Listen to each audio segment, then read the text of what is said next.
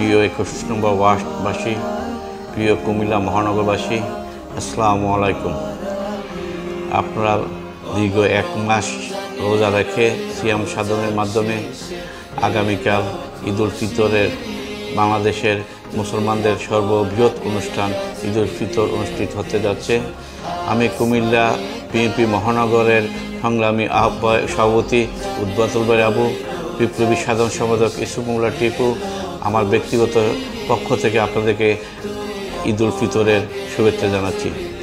প্রিয় কুমিল্লাবাসী, প্রিয় 21 নম্বর ওয়ার্ডবাসী, আপনারা সবাই জানেন 5ই আগস্ট নতুনভাবে দেশ স্বাধীন হওয়ার পর এই প্রথমবার আমরা ঈদুল ফিতরের বৃহৎ অনুষ্ঠান, ধর্মীয় অনুষ্ঠান আমরা উদযাপন করতে যাচ্ছি। আমরা এই অনুষ্ঠান অন্যান্য বছর নেই একটু আলাদাভাবে আমরা উদযাপন করতে যাচ্ছি। আমরা মুক্তভাবে স্বাধীনভাবে ঈদুল ফিতরের অনুষ্ঠান উদযাপন করব। এই অনুষ্ঠানে আনন্দ করব, উৎসব করব, মুক্তভাবে আমরা এই ঈদুল ফিতর অনুষ্ঠান আমরা উদযাপন করব।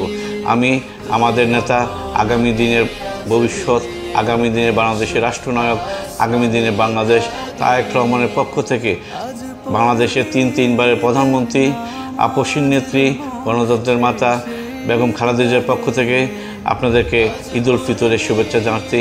আমি বিশেষ করে 21 নম্বর ওয়ার্ডবাসী যারা প্রবাসে আছেন তাদেরকেও ঈদুল ফিতরের অভিনন্দন, শুভেচ্ছা জানাচ্ছি। বাংলাদেশ জিন্দাবাদ, বাংলাদেশ জাতীয়তাবাদী দল বিএনপি জিন্দাবাদ, শহীদ প্রেসিডেন্ট জিয়াউর রহমান অমর হোক, বেগম খালেদা জিয়া জিন্দাবাদ, দেশনায়ক তারেক রহমান জিন্দাবাদ।